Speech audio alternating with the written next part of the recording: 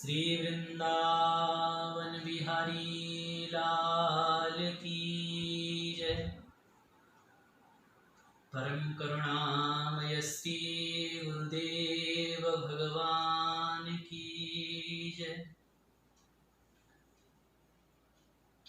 वैष्णवों का धर्म, वैष्णवों का अर्थ, वैष्णवों का काम और वैष्णवों का मोक्ष, ये क्या है?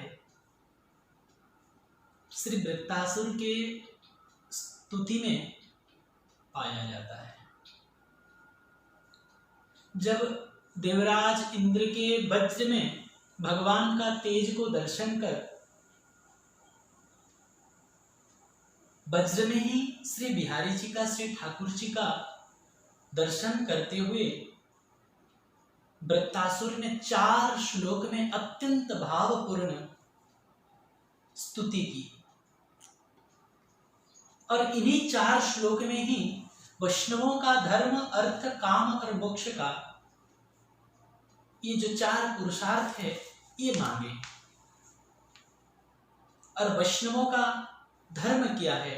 पहले श्लोक में कह रहे हैं, अहं हरे तव पादेकमूल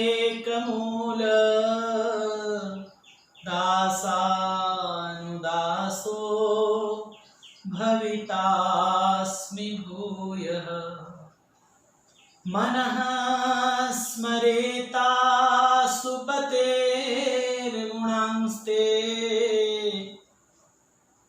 गृणीत वाक्कर्म करोतु कायः। वृत्तासुर बोला, हे प्रभु, मैं आपकी दास न बन सकूं तो कोई बात नहीं, इतने पात्रता अगर मुझ में नहीं है तो कोई बात नहीं, पर जिन महापुरुषों की एकमात्र आश्रय आपके चरणारविंद है, जिनकी एकमात्र मूलाधार आपके चरणारविंद है, आपके चरणों के अलावा जिनका और कोई गति नहीं और कहीं रति नहीं, ऐसे महापुरुषों का, ऐसे संतों का, ऐसे भक्तों का मुझे दास बना दीजिए। मैं आपके भक्तों का दास बनना चाहता हूं। दासानुदासो भवितास्मि भूयः। अपना दास न बनाइए, पर आपका दासानुदास अवश्य बना दीजिए। क्योंकि कोई व्यक्ति अगर बिजली की तार को पकड़ ले तो उसको जोर के करंट लगता है अवश्य, लेकिन जिस व्यक्ति को करंट लगा हो उसी व्यक्ति का अगर कोई पैर पकड़ ले, उसको अगर छू ले तो उसको और जबरदस्त करंट लगता है और भयंकर करंट लगता है। हे प्रभु, इसी प्रकार आपके चरणार बिंद को जो पकड़े हुए हैं, आपके चरणार बिंद को जो महापुरुष संत जन चिंतन करते रहते हैं, हम उन्हीं संतों का चरणार बिंद का आश्रय ले ले। यदुपाश्रयाश्रयाः शुद्ध्यन्ति तस्मै प्रभविष्णवे नमः। मुझे आपके संतों का आश्रय मिल जाए। ठाकुर जी स्वयं भी कहते हैं, मोते अधिक संत करि लेखा। मोरे मन प्रभु सभी स्वासा, मोरे मन प्रभु सभी स्वासा, राम ते अधिक राम कर दासा,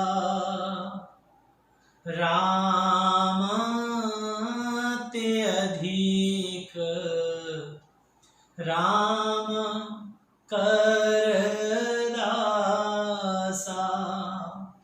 इसी न्याय से हे प्राण जीवन, मुझे आपका दासानुदास बना दीजिए।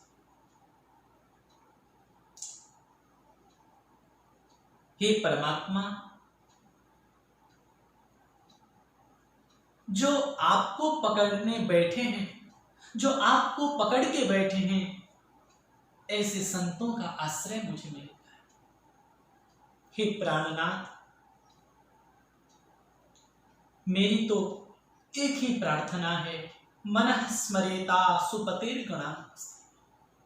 मेरा मन सदा आपका ही स्मरण करता रहे, मेरी वाणी सदा आपकी महिमा मंडित गुणगानों का गायन करता रहे। गणित बाक कर्म करो तो गाया, और मेरे शरीर सदा आपकी सेवा कर्म करता रहे। वैष्णवों की 4 पुरुषार्थ में यही परम धर्म है।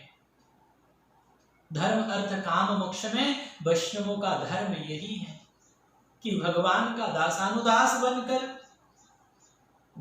मन सदा प्रभु चरणों में, वाणी सदा प्रभु गुणगान में, और शरीर सदा प्रभु की सेवा में, प्रभु की भक्तों की, प्रभु की जनों की सेवा में लगा रहे।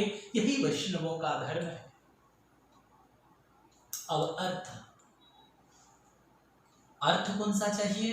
वृत्तासुर कह रहे हैं, न नाक पृष्ठम न च पारमेष्ठ्यम न सार्वभौमं न रसाधिपत्यं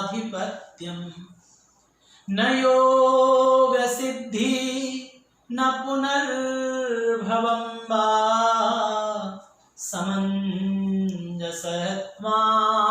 विरहर्यकांक्षे। वृत्तासुर ने कहा, हे निखिल सौभाग्य निधे प्रभु, ना मुझे स्वर्ग चाहिए, ना मुझे परमेष्ठि पद चाहिए, ना मुझे सार्वभौम पद चाहिए, मुझे चक्रवर्ती सम्राट नहीं बनना है, मुझे स्वर्ग नहीं चाहिए, मुझे अपवर्ग नहीं चाहिए, न योग न सिद्धि न पुनर्भवम वा, ना मुझे योग चाहिए ना कोई सिद्धि चाहिए। यहां तक तो यहां मना कर दिए कि मुझे मोक्ष भी नहीं चाहिए, न पुनर्भवम वा, निर्वाण नहीं चाहिए मुझे, मैं मुक्ति भी नहीं चाहता। जब आप स्वर्ग, मोक्ष, सार्वभौम पद, योग, सिद्धि कुछ नहीं चाहते तो आप चाहते क्या है? आपका कामना क्या है? तो वृत्तासुर ने कहा, प्रभु मुझे आपका विरह चाहिए, मुझे आपकी स्मृति चाहिए, अखंड स्मृति चाहिए। आपकी स्मृतियों के खजाने में मैं मस्त रहना चाहता हूं, आपके स्मृतियों की खजाने में मैं व्यस्त रहना चाहता हूं।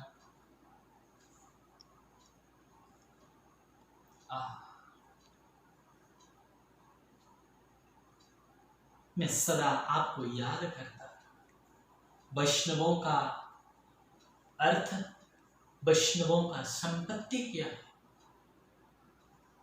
विपदो नैव विपदः संपदो नैव संपदः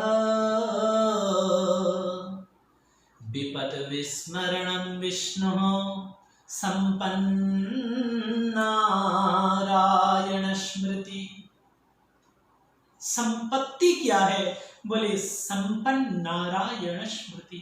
भगवान को याद करना ही, अपने प्यारे राधा रमण को, अपने प्यारे बिहारी जी को याद करना ही संपत्ति है।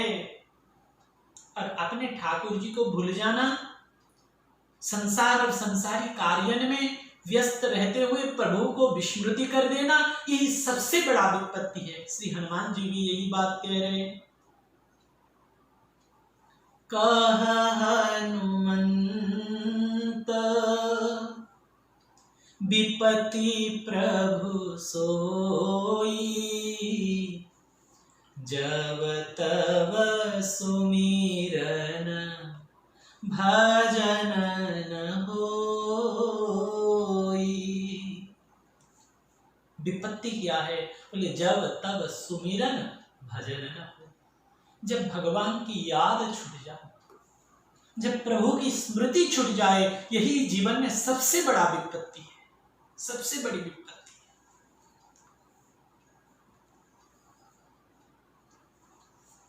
भगवान की स्मृति ही वैष्णवों की परम संपत्ति है।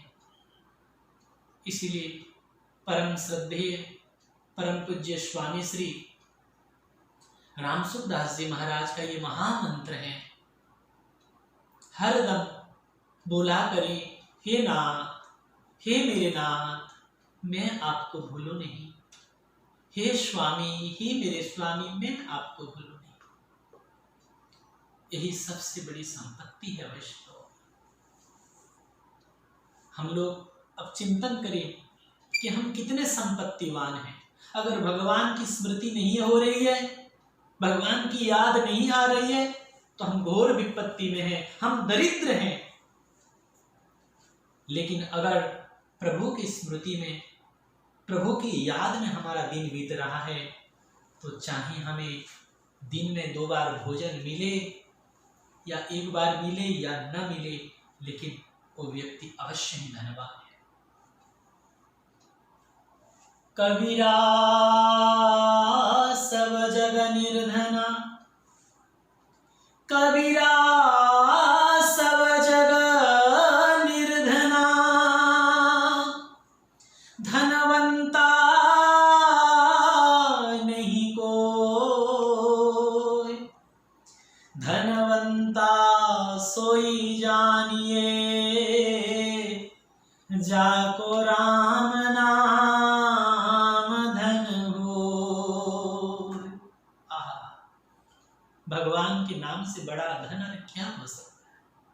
श्री मीरा जी भी यही बात को कह रही है, पायो जी मैंने राम रतन धन पायो, पायो जी मैंने राम रतन धन पायो, वस्तु अमौलिक दी मेरे सतगुरु, कृपा करी अपनायो, पायो जी मैंने राम रतन धन पायो, खर्च न खोटी चोर नहीं लूटे, दिन दिन बढ़त सवायो, पायो जी मैंने राम रतन धन पायो। राम रतन धन। और हमारे वृंदावन के संत तो सदा गाते रहते हैं।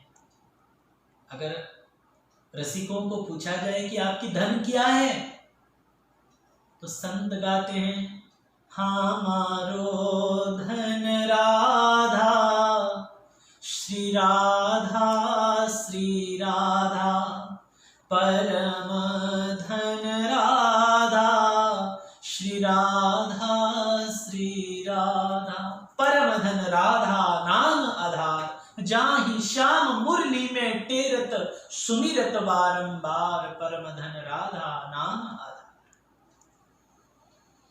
वैष्णवों की संपत्ति भगवत स्मृति है।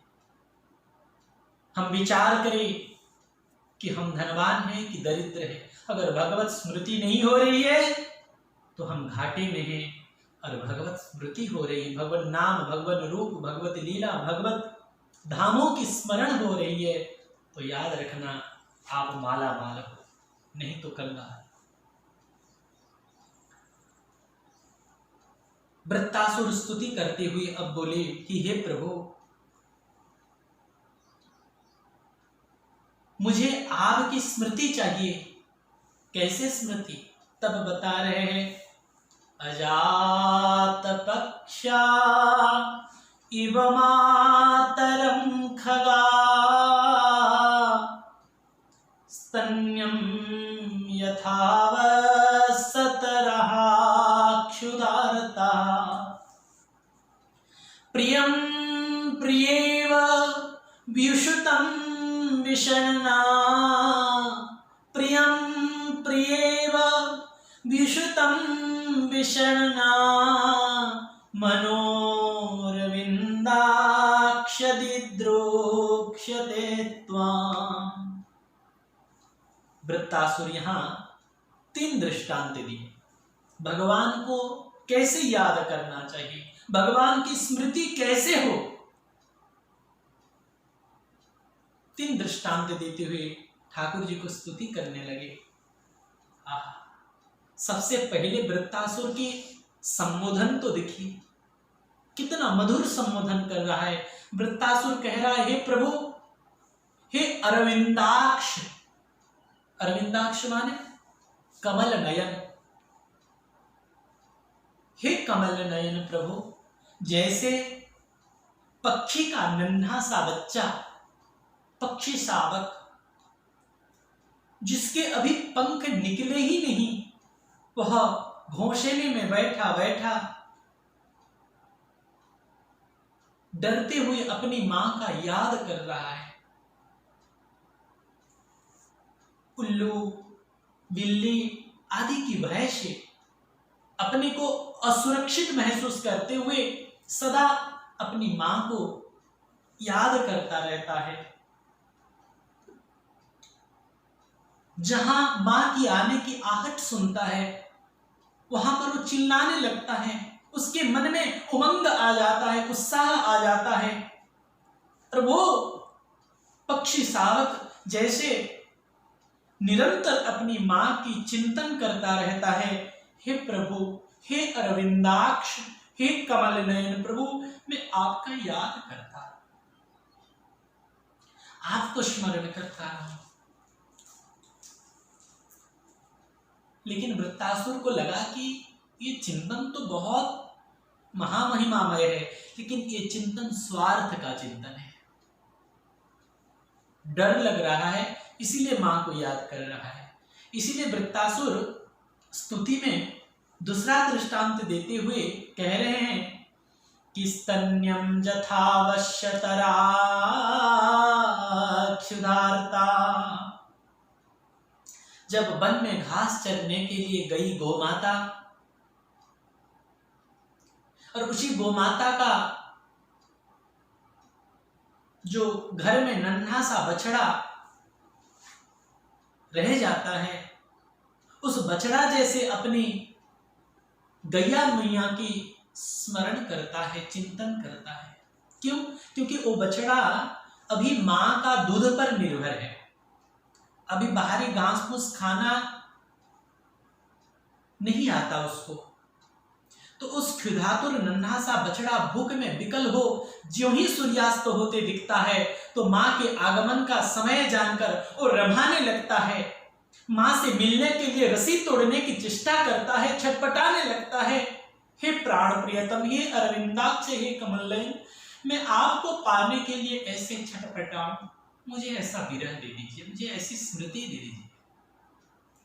आपकी याद में उस क्षुधार्त बछड़े जैसे मैं आपके लिए छटपटाऊं, आपके मिलन की चाह मुझे इसी प्रकार प्राप्त हो, मुझे ये वरदान दे दीजिए। लेकिन यहां पर भी स्वार्थ है। ये जो भजन हो रहा है बछड़ा का, ये भूख का भजन है। गोमाता आकर जब उस बछड़ा को दूध पिला देती है तो फिर बछड़े की वो तड़प नहीं रहती। जब पेट भर जाता है तो फिर उस बछड़ा का फिर अपनी मां का चिंतन छूट जाता है। इसीलिए वृत्तासुर आगे तीसरा दृष्टांत देते हुए कहते हैं, हे प्रभु, मुझे आपकी स्मृति चाहिए। कैसी स्मृति? बोले प्रियम प्रियैव विश्रुतं विसर्णा मनोरविन्दाक्षदिदृक्ष्यते त्वाम्। हे अरविंदाक्ष, हे कमल नयन प्रभु, आपको देखने के लिए, आपके दर्शन के लिए, आपके मिलन के लिए मेरे हृदय में ऐसी व्याकुलता हो जाए। कैसे? जैसे परदेश गए हुए पति का चिंतन घर में रहने वाली पतिव्रता स्त्री घर में बैठी बैठी प्रतिपल स्मरण करती रहती है, ध्यान करती रहती है। हे अरविंदाक्ष प्रभु, मैं सदा आपको उसी प्रकार याद करती रहूं, मैं उसी प्रकार सदा आपका भजन करते रहूं। एक कन्या का विवाह हो गया, बिल्कुल पढ़ी लिखी नहीं थी, अंगूठा छाप थी, अक्षर ज्ञान, शब्द ज्ञान, अंक का ज्ञान नहीं थी उसको। पतिव्रता थी, पति चरणों में अनन्य प्रेम। कुछ दिनों बाद पति परदेश जाने लगे तो बेचारी रोने लगी, घबराने लगी। पतिदेव ने कहा, देवी चिंता न करो, मैं मात्र 10 दिन में लौट आऊंगा, 10 दिन के लिए जा रहा हूं। तो पत्नी बोली, हे पति परमेश्वर, मैं तो पढ़ी लिखी नहीं हूं, बार बार किसी से पूछने के लिए मन में संकोच भी आएगी, मैं कैसे पूछ सकती हूं? मुझे कैसे पता चले कि आप कब आने वाले हैं? तब उस पतिव्रता स्त्री की पति ने 10 रेखा दीवारों पर, उनके शयन कक्ष में ही 10 रेखा बना दी और बता दिए कि जब तुम सुबह उठो तो उठते ही एक रेखा को मिटा देना, और जिस दिन ये सारे रेखा मिट जाएगी उसी दिन मैं पहुंच जाऊंगा। तब से वो बेचारी जागते ही सबसे पहले दौड़कर वह रेखा मिटाती और प्रसन्न हो जाती कि एक रेखा कम हो गई। मिटाते मिटाते बस अब 2 रेखा बची, अगले दिन 1 रेखा बची, और जब अंतिम रेखा को मिटाने के लिए जा रही है तो उसके मन में जो उमंग बढ़ती ही जाती है, और ज्यों ही थोड़ा सा आहट पाती है तो दरवाजा की तरफ, द्वार की तरफ दौड़ती है कि अभी आने वाले हैं मेरे पति। और उसी समय उस पतिव्रता स्त्री का जो चिंतन अपने पति के प्रति होती है, इसी प्रकार हे प्राण प्रियतम, मुझे सदा आपका स्मृति बनी रहे,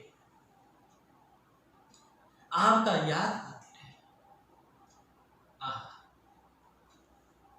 प्रतिक्षण में आपसे मिलने के लिए लालायित रहूं, ऐसे ही आपसे मिलने को मेरे मन में उत्कंठा बढ़ती रहे, ये वैष्णवों की कामना है। धर्म, अर्थ, अब काम। वैष्णवों का कामना क्या है? यही है कि प्रभु मिलन की लालसा बढ़े, यही भक्तों की कामना है। अब अंतिम पुरुषार्थ, मोक्ष विषयक चर्चा वृत्तासुर स्तुति करते हुए ठाकुर जी को प्रार्थना कर रहे हैं। वृत्तासुर कहते हैं कि प्रभु, मेरा जन्म मरण छूट जाए, ऐसा मोक्ष मुझे नहीं चाहिए, मुझे निर्वाण पद नहीं चाहिए। तो कैसा मोक्ष चाहिए आपको? सुनिए, वैष्णवों का मोक्ष क्या होता है।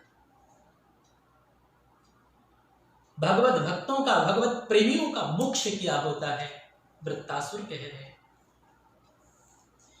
हे नाथ, हे प्राण प्रियतम, मैं बार बार अपने कर्म के अनुसार जन्म लूं और मरूं, मुझे कोई चिंता नहीं, लेकिन ममोत्तम श्लोक जने सुसक्षम संसार चक्रे भ्रमतः स्वकर्मभिः त्वन्मायया मात्मजदारगेः स्वासक्त चित्तस्य न नाथ भूयात्। वाह वाह। मोक्ष क्या है वैष्णवों का, भगवत प्रेमियों का मोक्ष क्या है, ध्यान देके सुनिए। वृत्तासुर स्तुति करते हुए बोले, जन्म मरण चाहे जितने भी हो, पर हर जन्म में आपके रसिक भक्तों का, जिन महापुरुषों का आपके चरणों में अत्यंत रति हो, प्रीति हो, जिनका एकमात्र गति आपके चरणारविंद हो, ऐसे महापुरुषों का संग हर जन्म में हमें मिलता रहे, यही हमारा मोक्ष है, यही हमारा। जही जोनि जन्म कर्म बसतः राम पद अनुराग। जितने बार जन्मो कोई दुख नहीं, लेकिन जहां जन्मो मुझे भक्तों का, संतों का संग मिलता है। ममोत्तमश्लोक जनेषु सक्षम, भगवान के भक्तों के साथ मेरा सक्ष हो जाए, उनका संग मिल जाए, उनका सान्निध्य मिलता रहे। संसार चक्रे भ्रमतः स्वकर्म भी एवं, हे ठाकुर जी, जो लोग आपके जड़ माया में मोहित होकर शरीर और संसार को मैं और मेरा माने हुए हैं, ऐसे संसारियों का संग मुझे कभी न मिले, आपके विमुखों का संग मुझे कभी न मिले। तजो मन हरि विमुखन को संग, जिनके संग करने से हमारा भजन में भंग पड़े, ऐसे विषयी पुरुषों का संग हमें नहीं चाहिए, हमें न मिले। बस यही मेरी मुक्ति है, यही मेरी मुक्ति। वैष्णवों का मुक्ति यही है, रसिकों का संग, भक्तों का संग, प्रेमियों का संग, संतों का संग, भगवत भक्तों का संग, यही वैष्णवों की मुक्ति है। और जो शरीर संसार में आसक्त है, स्वासक्त चित्तस्य न नाथ भूयात्, जो लोग शरीर संसार में आसक्त हैं, जो शरीर को ही मैं माने हुए हैं, संसार को मेरा माने हुए हैं, ऐसे व्यक्ति का संग हमें कभी न। बरु भलवास नरक कर ताता, और दुष्ट संग जन दे विधाता। शरीर संसार में आसक्त व्यक्तियों का संग तो नरक से भी अति दुखदायी है, नरक से भी अधिक दुखदायी है। इसलिए प्राण प्रियतम प्रभु, मोक्ष रूप में हमें तो आपकी रसिक जनों का संग चाहिए, भक्तों का संग चाहिए। आप हमें आपके प्रियजनों का संग प्रदान करें। ठाकुर जी मिलेंगे, इसका संकेत क्या है? संत मिलन ही भगवत प्राप्ति का संकेत है। संतों के मिलन की महिमा, संत मिलन, सत्संग की महिमा वेद पुराण शास्त्र उपनिषद में विस्तार वर्णित है। बड़े बड़े महापुरुष भी सदा सत्संग के लिए लालायित रहते। शंकर भगवान भी कह रहे हैं, बार बार वर मांगहूं हर्ष देहु श्री रंग, पद सरोज अन पायनि भगति सदा सत्संग। श्री कबीरदास जी भी कहते हैं, मेरे मन में तो यही बड़ो चाव, संतन को देखूं आवत। हो मेरे मन में तो यही बड़ो चाव, संतन को देखूं आवत। संत हमारे मात पिता है, संत हमारे बंधु, संत हमारे मात पिता है, संत हमारे बंधु। संत मिलावे राम से जी, संत मिलावे राम से जी, काटे यम की फंद, संतन को देखूं आवत, मेरे मन में तो यही बड़ो चाव, संतन को देखूं आवत। वैष्णवों का मोक्ष सत्संग है। जो सत्संग हम सबको सुलभ हो रहा है, अवश्य ही हम लोग परम सौभाग्यशाली है। आज के सत्संग को यही विश्राम करते हैं। श्री वृंदावन बिहारी लाल की जय।